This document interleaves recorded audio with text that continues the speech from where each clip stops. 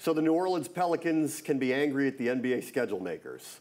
Game 82 for them in the regular season was against the defending champs, who happened to be on an 11-game win streak. But if they were able to knock them off, they'd go to the playoffs for the first time since they drafted Anthony Davis. With Joe Smith, I'm Bram Weinstein. Here's how it went down between the Pelicans and the Spurs, and Davis early had his defense going. You know what I love about this play, Bram? He blocks it, but he does it with the right hand to avoid the body contact. I love to see that from the big guy. Here he is on offense, and he made that look easy. Made it look easy. This is your 7-foot center coming off a down screen. 1-2 dribble pull-up with a fade, knocking it down. And then moving to his left, so let's go to the dominant side of the court to the right and back to the rim with the left. Yeah, let me switch sides of the floor, but this time I'm going to go baseline and I'm going to attack the basket all the way. And now a game with Tyreek, and that works. Yes, the brush screen in a slow transition. He comes off Tyreek, one dribble to the basket and another finish. But this is his hallmark, and this is his calling card. His defensive instincts are amazing. This is what I love out of him. He anticipates well. He anticipates, comes up with the steal, but check the big man out.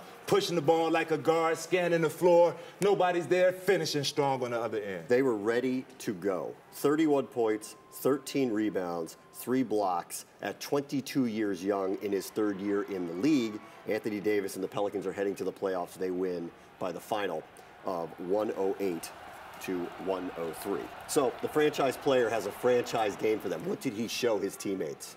I mean, Bram, to me, he showed his leadership. I mean, he knew what was on line. He knew what was on the line for his team, the Pelicans, and the organization. Not just his teammates, but the organization as well.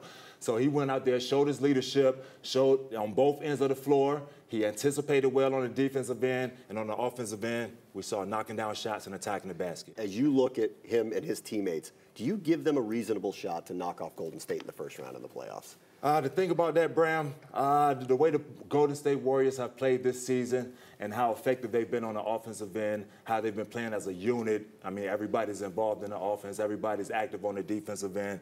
I don't see them winning a game against the Golden State Warriors. Golden State is too tough. It feels like a bad matchup. I mean, they shoot all these threes. So how is he going to be able to help his team on the defensive end? Because he's not going to be standing out there on the perimeter constantly trying to block Steph Curry's shot. How can he help them disrupt Golden State? Not at all. He's not going to be out there too often on the perimeter unless you have 5 Anthony Davises. then you can put somebody out there on the perimeter. But, I mean, he has to stay active the way he did against San Antonio, stay active on both ends of the floor. I have no idea what the great Phil Jackson master plan is, because from the outside looking in, it seems to me the New York Knicks are in shambles right now. From team to organization, no one knows what the other wants to do. They go out and draft an unheard of, unproven Kristaps Porzingis with the 4th overall pick. And then on top of that, they can't even bring in a top free agent to play alongside Carmelo Anthony in the summertime? Oh my God, what is going on in New York? Carmelo, if I was you, I would continue to voice my frustrations. Continue to let the fans know that it's not in your hands. Continue to let Phil know that until he does something different to make this team better and make this organization better, he will continue to hear from you. He got to get the job done.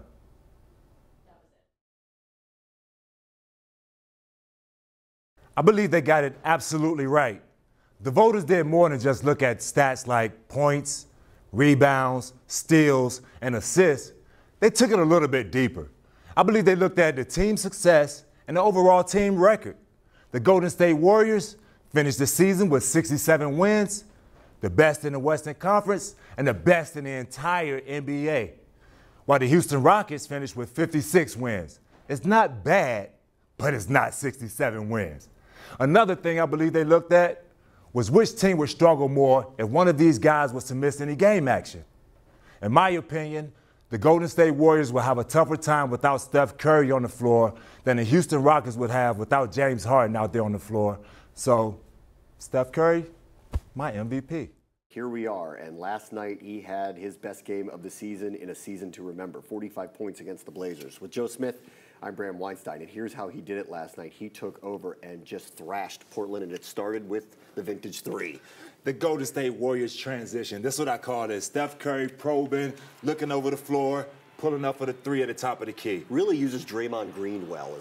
He uses Draymond Green well. He uses all his bigs well. Once again, it's here Draymond Green, but he uses all his bigs well on screens for open shots. And they're forced a switch to LaMarcus Aldridge. Not only did he force the switch, but he backed it up to create the space to get the shot off. And then watch this one develop as he kind of turns into Peyton Manning here.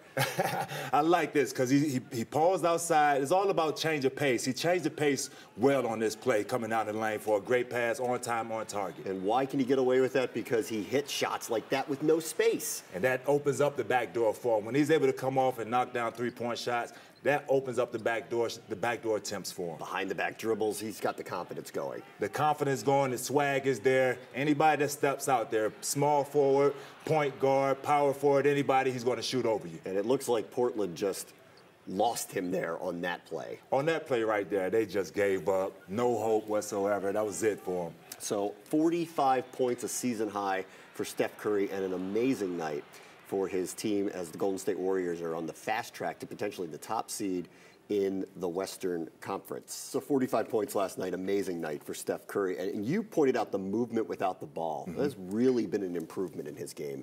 That's been, to me, one of the biggest improvements in his game, Bram. I mean, his movement without the ball, changing the pace. Everybody thinks the game of basketball is played at one speed. And just to see him change the game up, change the game of the pace of the game up, like we saw him on the back door. It's all about being able to go from one speed to the next speed and being able to keep the defense off balance by doing it. There is no denying that he should be discussed as the MVP this year.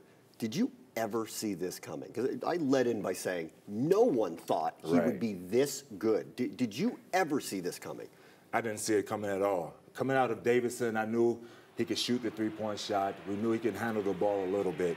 But to be an MVP, I thought he would come off the bench for a few years. But to be an MVP this early in his career is really surprising, not just to me, but I'm quite sure to a lot of other people. What is the part of his game that you're surprised he's that good at?